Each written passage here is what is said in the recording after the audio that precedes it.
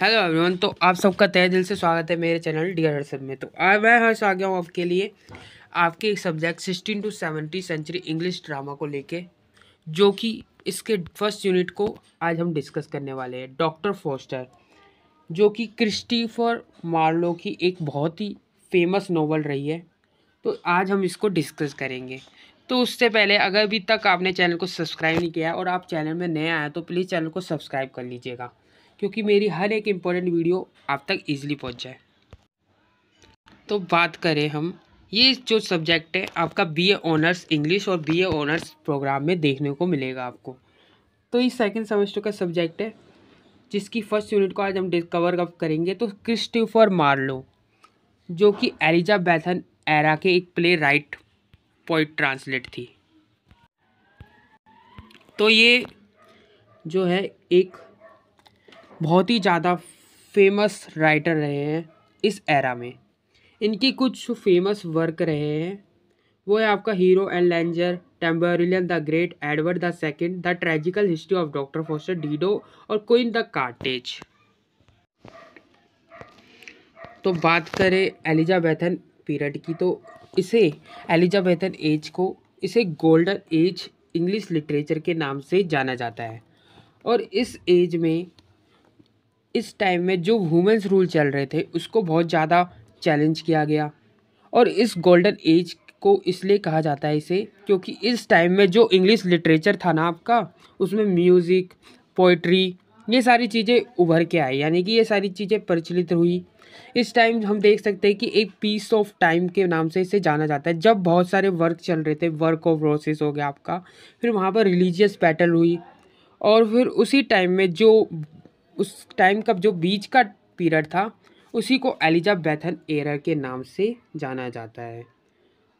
तो ये था कुछ इंट्रोडक्शन। अब हम इसे डीपली समझते हैं। तो आज की इस वीडियो में मैं बात करूंगा एक एलिजाबेथन ट्रेजेडी डॉक्टर फोस्टर की, जिसे लिखा था एलिजाबेथन पीरियड में एक ग्रेट प्ले क्रिस्टोफर मार्लो ने।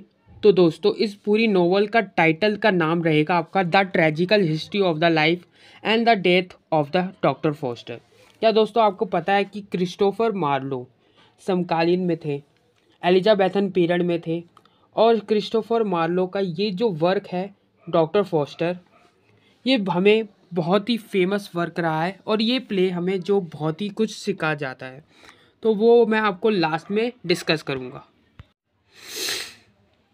तो दोस्तों, ये कहानी जो है एक विद्वान की कहानी है, यानी कि एक स्कॉलर डॉक्टर फोस्टर की कहानी है, जो रिटनबर्ग जर्मनी में रहता है। ये डॉक्टर फोस्टर सोचता है कि इसने हर चीज़ को ढंग से पढ़ लिया है, मतलब हर चीज़ को उसे अच्छा सा खासा नॉलेज है, अच्छा खासा उसे ज्ञान है। अब वो सोचता है कि उसे क्या करना चाहिए, अब क्या बाकी रह गया उसके जीवन में, उसे क्या बाकी रह गया है पढ़ने को, समझने को। तो वो एक फ़ैसला लेता है कि वो अब क्या करेगा वो अब करेगा काला जादू, यानी कि वो काला जादू सीखेगा। तो जो उसका नौकर होता है, जिसका नाम होता है वैगनर, क्या नाम होता है? वैगनर। तो वैगनर नाम से वो उसे बोलता है कि डॉक्टर फोस्टर कि वैगनर को बोलता है कि क्या तुम किसी को जानते हो जो मुझे काला जादू सिखा सके? तो वैगनर क्या करता है? उसे काला जादू सिखाने के लिए, यानी कि ब्लैक मैजिक सिखाने के लिए दो लोगों को लाता है। पहले का नाम होता है वेल्डस, जो आप देख सकते हैं, और दूसरे का नाम होता है कोरोलियस। तो इन दोनों से मिलवाता है वो डॉक्टर फोस्टर को वैगनर, जो कि उसे काला जादू और झाड़ फूक वगैरह सिखाते हैं। तभी डॉक्टर फोस्टर के सामने दो एंजल्स आ जाती है। एक होती है आपकी गुड एंजल्स, दूसरी होती है आपकी बैड एंजल्स। तो good angel bad angels doctor Foster के सामने आ गई। अब तो पहली जो गुड एंजल्स होती है उसे समझाने की कोशिश करती है कि ये सब बेकार चीज़ है, ये काला जादू मत सीखो फॉस्टर, तुम बहुत पछताओगे। तुम्हें ये काला जादू सीखने की कोई ज़रूरत नहीं है, तुम पछताओगे इस डॉक्टर फॉस्टर। इसे अगर तुमने सीखा तो तुम्हारे ये कुछ काम नहीं आने वाला, तुम्हें बस पछताने को ही मिलेगा अपनी लाइफ में पूरा। बट दूसरी तरफ बैड एंजल जो होती है उसे इंकरेज करती है सब करने के लिए। बैड एंजल कहती है तुम कर सकते हो, तुम कर सकते हो फॉस्टर। वो बोलती है लगे रहो फॉस्टर, कुछ गलत नहीं है इसमें। अब क्या होता है, जो वेल्डस होता है और कोलोलियस होता है जो उसे जादू टोना सिखाते हैं, तो उन्होंने डॉक्टर को जादू टोना सिखाने के लिए कुछ किताबें देते हैं। जैसे आप देख सकते, यानी कि जो वेल्डस और कोलोलियस होते हैं उसे डॉक्टर फॉस्टर को एक किताब देते हैं उसे जादू टोना सीखने के लिए। वो कहते हैं कि ये लो डॉक्टर फॉस्टर, इन किताबों को पढ़ो और जादू टोना सीख लो। अब आगे क्या होता है, जो डॉक्टर फॉस्टर बहुत ही एक्साइटेड होता है कि इन किताबों को पढ़ने के बाद वो अपने आत्मा को अपने पास बुलाना चाहता है, यानी कि आत्माओं को अपने पास बुलाने के लिए। अब आगे देखते क्या होता है। तो डॉक्टर फॉस्टर के दो स्कॉलर दोस्त होते हैं जो वैगनर के पास आकर बोलते हैं, यानी कि जो उनके नौकर होते हैं वैगनर के पास आकर बोलते हैं फॉस्टर कहाँ है। तो वैगनर उनको बताता है कि वेल्डस और कोलोलियस के साथ ब्लैक मैजिक सीख रहा है डॉक्टर फॉस्टर। तो वो दोनों ये चीज़ हो जानकर बहुत ही निराश हो जाते हैं और हैरान हो जाते हैं कि हमारा दोस्त इतना नॉलेजेबल बंदा जो डॉक्टर फॉस्टर था वो काला जादू ब्लैक मैजिक सीख रहा है। अब फॉस्टर जो है काला जादू सीखता है तो सीखना शुरू कर देता है। तो उसके बाद क्या होता है, वो बुरी आत्माओं को अपने पास बुलाना चालू कर देता है। तो सबसे पहले एक शैतान उसके सामने आ जाता है। तो आप देख सकते हैं एक शैतान उसके सामने आ जाता है जिसको वो बुलाता है मिस्टोफोलियस को, यानी कि तो उसने बुला दिया है मिस्टोफोलियस को। तो उसे कहता है कि तुम जो हो मेरी आज्ञा का पालन करो। कौन कहता है, फॉस्टर कहता है मेफिस्टोफेलिस को कि तुम जो मेरी आज्ञा का पालन करो। तो मिस्टोफेलियस कहता है कि वो उसकी कमांड को नहीं मान सकता क्योंकि मिस्टोफेलियस उसका नहीं लूसीफर का आदेश मानता है। तब फॉस्टर उससे पूछता है कि हेवन और हेल में क्या अंतर है, जिसे हम स्वर्ग और नर्क कहते हैं। दोस्तों इसका मतलब मुझे बताओ। तो जो मिस्टोफिलियस होता है आपका, स्टोफिलियस उसे इस बात का जवाब देता है। वो कहता है मैं आपको बता दूंगा कि ये इसका अर्थ क्या होता है। तो वो उसको बता देता है। तो फॉस्टर जो होता है मिस्टोफिलियस से कहता है कि मैं तुम्हारे लूसीफर के लिए एक ऑफ़र देता हूँ, तो अपने लूसीफर के पास मेरा ये ऑफ़र लेके जाओ कि मैं डॉक्टर फॉस्टर, मैं उसे अपनी सोल दूंगा। सोल मतलब आप जानते होंगे कि आत्मा जिसे कहते हैं। मैं उसे अपनी आत्मा दूंगा, लेकिन मेरी एक शर्त है लूसीफर, मुझे 24 सालों के लिए अनलिमिटेड पावर और नॉलेज देगा और तुम्हें मेरे सर्वेंट बन के, यानी कि तुम मेरे सर्वेंट बन के रहोगे, मतलब वो मुझे तुम्हें एक सर्वेंट के रूप में देगा। इतना कह के बात ख़त्म हो जाती है दोस्तों। फिर आगे देखते क्या होता है। तो ये सुन के जो मिस्टोफिलियस होता है लूसीफर के पास वापस चले जाता है। तो ये मिस्टोफिलियस लूसीफर के पास आ गया। यहाँ डॉक्टर फॉस्टर समझता है। फिर एक जगह सीन ये चल रहा होता है कि डॉक्टर फॉस्टर समझता है कि उसने जो डेविल के साथ अच्छा खासा सौदा कर लिया है। अब दोस्तों इसका जो नौकर है ना वैगनर, वो फॉस्टर के पास नए नए लोगों को लाता है और उसे ब्लैक जादू सिखाने के लिए। अब ये सब काला जादू सीखते फॉस्टर के एक बार के लिए महसूस होता है उसे कि वो जो कुछ भी कर रहा है क्या वो सही है, क्या उसे ईश्वर से माफ़ी मांग लेनी चाहिए। तभी उसके सामने फिर से good angel and bad angels आ जाती है। तो good angel and bad angel आ जाती है उसके सामने और फिर उससे समझाती है कि वो ऐसा ना करे, फॉस्टर ये बेकार है, जिद छोड़ दो अपनी काला जादू सीखने की, तुम बर्बाद हो जाओगे, तुम्हारी पूरी लाइफ इसमें। लेकिन फॉस्टर ने तो तय कर लिया था दोस्तों कि वो अपनी सोल जो है लूसीफर को देगा, तो लूसीफर के साथ वो डील करेगा। अब क्या होता है, जो मिस्टोफिलियस होता है आपका मिस्टोफिलियस है जो है, वो डॉक्टर फोस्टर के पास आ जाता है और उससे कहता है कि डॉक्टर फोस्टर क्या हुआ, मेरे ऑफ़र का क्या हुआ बताओ।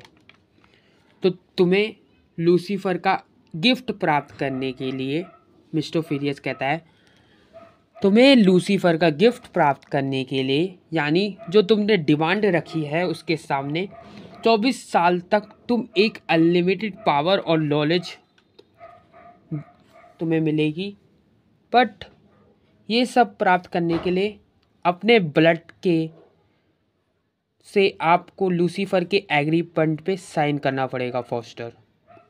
मतलब अपने खून से, अपने रक्त से उस एग्रीमेंट पे साइन करोगे, तभी तुम्हें अनलिमिटेड पावर और नॉलेज मिलेगी, तभी तुम्हें मैं मिलूँगा एक सर्वेंट के रूप में। तो दोस्तों क्या होता है आगे, जैसे ही डॉक्टर फोस्टर उस एग्रीमेंट पर साइन करने लग जाता है, तो क्या होता है, उसका जो खून होता है वो कहीं ना कहीं जम जाता है। यानी कि उसका खून जम जाता है, जैसे कि वो एक साइन हो, एक इशारा हो कि डॉक्टर फोस्टर तुम गलत कर रहे हो, ऐसा मत करो, तुम ये एग्रीमेंट में साइन मत करो फॉस्टर, तुम बहुत पछताओगे। तभी मिस्टोफिलियस जो होता है वो क्या कहता है, वो क्या करता है, कुछ गर्म कोयले ले आता है, कोल जिसे हम कोयले कहते हैं, कोयले समझते हो, कोल। जमे हुए खून को पिघलाने के लिए फॉस्टर के जमा हुआ खून जो पिघलता है, फॉस्टर उस एग्रीमेंट पे साइन कर देता है। अब उसका एग्रीमेंट हो चुका है, तो मिस्टोफिलियस जो है अब उसका गुलाम बन गया। तो फॉस्टर जो है, डॉक्टर फॉस्टर और मिस्टोफिलियस में से अब क्या मानता है, डॉक्टर फोस्टर बोलता है मुझे वाइफ मांगता है, यानी कि वो एक वाइफ को मानता है, अपनी एक बीवी मांगता है कि मुझे एक वाइफ चाहिए। तो मिस्टोफिलियस क्या कहता है उसे, आगे देखिए, उसको मना कर देता है मिस्टोफिलियस। वो कहता है मैरिज जो है एक पवित्र रिश्ता है, एक पवित्र सेरेमनी है, ये होली सेरेमनी है, इसे रिलेटेड मैं आपको कुछ नहीं दे सकता फोस्टर। लेकिन जो मिस्टोफिलियस क्या है, वो उसे निराश नहीं करना चाहता था। वो फोस्टस को जो है कुछ नॉलेजेबल से जुड़ी जो एक्स्ट्रोनॉमिक्स यानी कि स्टार प्लैनेट प्लांट ट्रीज से जुड़ी जो किताबें होती है वो दे देता है। तभी फोस्टर को फिर से इस बात का एहसास होता है कि क्या मैंने सही किया ये एग्रीमेंट पे साइन करके। तभी फिर से उसके सामने दो एंजल दोबारा आ जाती है, एक गुड एंजल और बैड एंजल आ जाती है। तो वो उसे एंकरेज करती रहती है, गुड एंजल उसे सही सलाह देती है और बैड एंजल उन्हें बेकार सलाह देती है। तो फोस्टर जो है फिर से सोचता है कि क्या मैं माफ़ी मांग लूँ गॉड से, अभी भी मेरे पास बहुत सारा टाइम है। तभी फोस्टर ये डिसाइड करता है कि वो माफ़ी नहीं मानेगा। अब क्या होता है, मिस्टोफिलियस क्या है, डॉक्टर फोस्टर को प्लैनेट्स की जो प्लैनेट्स की जो मूवमेंट होती है, सृष्टि की जो रचना होती है, उसके बारे में सब कुछ बताता है। तब फोस्टर उससे पूछता है कि ये संसार किसने बनाया है। लेकिन जो मिस्टोफिलियस होता है वो तो यार भूत होता है, वो कैसे बता सकता है। तो इससे बताने से मना कर देता है वो, क्योंकि वो एक डेविल का गुलाम था। उसने उत्तर देने से सख्त मना कर दिया था कि इस बात का कि वो ईश्वर का नाम नहीं लेना चाहता वो ईश्वर का नाम, क्योंकि ईश्वर ने ही पूरी दुनिया को बनाया है। इस चीज़ को देखकर फोस्टर्स ने फिर सोचा क्या मुझे माफ़ी मांग लेनी चाहिए। फिर उसके सामने दो एंजल दोबारा आ जाते हैं, एक गुड एंजल बैड एंजल। इस बार जो फोस्टर्स ने डिसाइड कर लिया होता है कि वो माफ़ी मांगेगा ही मांगेगा। तभी वहाँ पर लूसीफर आ जाता है। कौन आ जाता है दोस्तों, तो लूसीफर वहाँ पर आ जाता है। लूसीफर फॉस्टर को ये बात याद दिलाता है कि तुमने मेरे साथ एग्रीमेंट किया है फॉस्टर, और तुम्हें गॉड और क्राइस्ट का नाम लेने की कोई ज़रूरत नहीं है। तो फॉस्टर क्या है, उसकी बात का मान जाता है और लूसीफर पे ये भरोसा दिलाता है कि वो अभी कभी भी गॉड का नाम नहीं लेगा। मुझे भी याद है, मैंने तुम्हारे साथ डील की है लूसीफर। तभी लूसीफर क्या करता है, उसे एंटरटेन करने के लिए कुछ किताबें और दे देता है, एक और बुक दे देता है। तो जाते जाते जो लूसीफर है उसे एक बुक दे के जाता है। अब क्या होता है, मिस्टोफिलियस क्या करता है, फॉस्टर्स को एक वर्ल्ड टूर पे लेके जाता है। तो आपका जो मिस्टोफिलियस होता है उसे वर्ल्ड टूर में लेके जाता है, किसको, फॉस्टर को।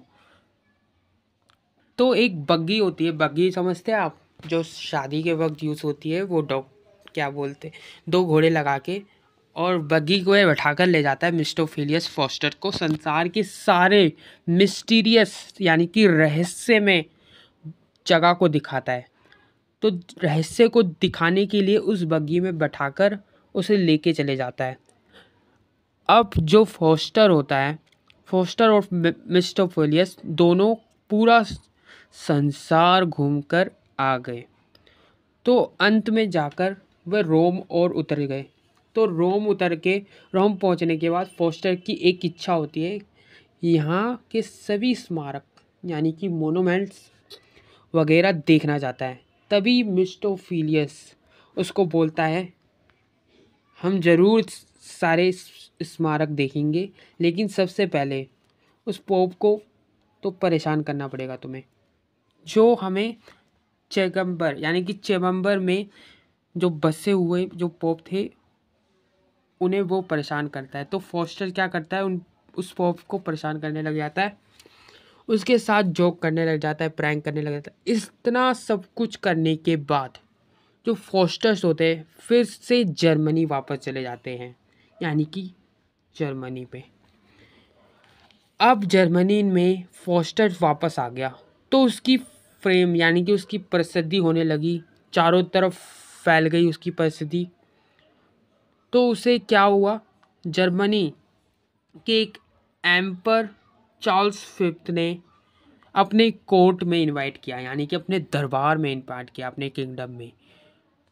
तो उसने उसे इनवाइट किया, उसकी जादुई स्किल्स वगैरह सुनने के बाद उसे देखने के लिए चार्ल्स फिफ्थ ने उसको इनवाइट किया। अब क्या हुआ, जो एम्पायर चार्ल्स फिफ्थ थे, कोर्ट में फोर्टस यानी कि जो फॉस्टस थे आपके, फॉस्टस ने अपने मैजिक स्किल्स वगैरह दिखाई।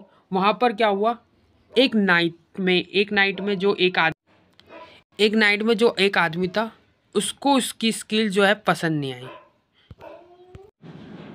तो वहाँ के क्या होता है, एक नाइट में एक आदमी होता है जो उसकी स्किल्स को, मैजिकल स्किल को देख लेता है, तो उसको वो स्किल ना ज़्यादा तक पसंद नहीं आती। तो वो साफ साफ बोल देता है, मुझे डॉक्टर फॉस्टर तुम्हारी ये स्किल्स पसंद नहीं आई, ये जो तुम कर रहे हो काला जादू से, ये सारी बातें मुझे अच्छी नहीं लगी। तो काला जादू की मदद से वो क्या कर देता है, ये स्किल सीखी है जो आपने, वो मुझे पसंद नहीं आई। तो फॉस्टर क्या करता है, फॉस्टर को इसी बात में गुस्सा आ जाता है, तो गुस्से में उस आदमी के सिर पे वो सिंग उगा देता है। अब ये सब हो गया, उसके बाद क्या होता है, फॉस्टर एक हॉर्स ट्रेडर यानी कि एक घोड़े के व्यापारी से मिलता है और उसे भी मजाक करता है। वो क्या करता है, घोड़ा का व्यापारी उससे घोड़ा खरीदने के लिए आता है। तो फॉस्टर क्या करता है, उसे एक घोड़े में बैठाता है और उसे पानी में चलाता है और अचानक से घोड़ा गायब कर देता है। तो ये मतलब परेशान करता है सभी को।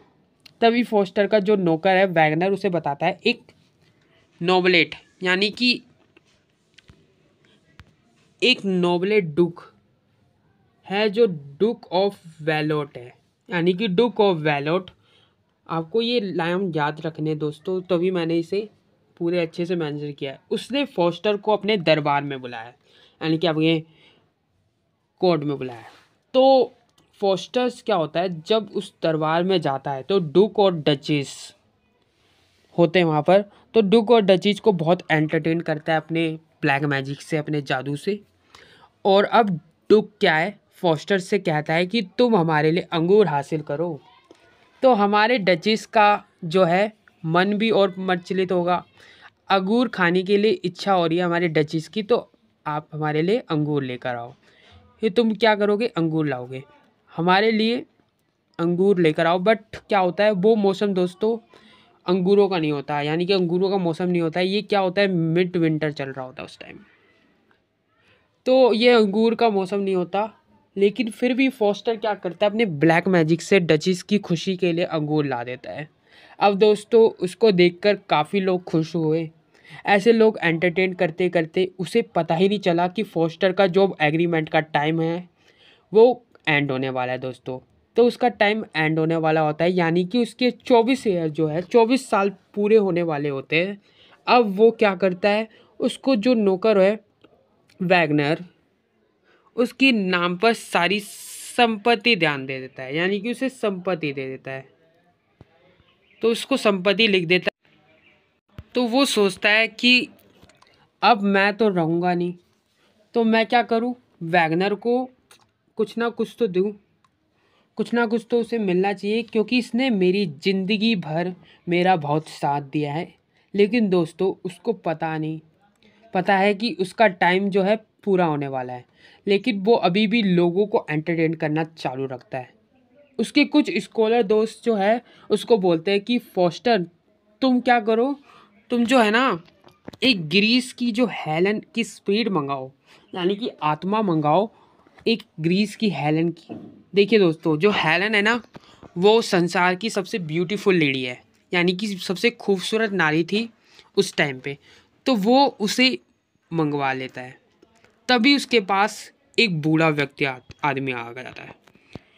तो वो बूढ़ा व्यक्ति उसे कहता है तुम जो भी कर रहे हो ना बिल्कुल गलत कर रहे हो फॉस्टर, अभी भी कुछ नहीं बिगड़ा है, तुम चाहो तो अभी भी माफ़ी मांग सकते हो अपने पापों की। फॉस्टर गॉड तुम्हें माफ़ कर देंगे। तो फॉस्टर अब दुविधा में आ जाता है। तो वो उसके दिमाग में ना दो चीज़ चली रहती है, यानी कि कन्फ्लिक्ट चला रहता है, प्रॉब्लम सा कि उसे क्या करना चाहिए इस बात में अब। तो वो उससे जो बूढ़े आदमी को बोलता है हाँ वो अब माफ़ी मांगना चाहता है। तभी वहाँ पर मिस्टोफिलियस आ जाता है। तो मिस्टोफिलियस वहाँ पर पहुँच जाता है। तो वो क्या बोलता है, मिस्टोफिलियस फॉक्सर से उसे कहता है गद्दार, अगर तुमने ऐसा किया तो अभी तुम्हारी जान ले ली जाएगी।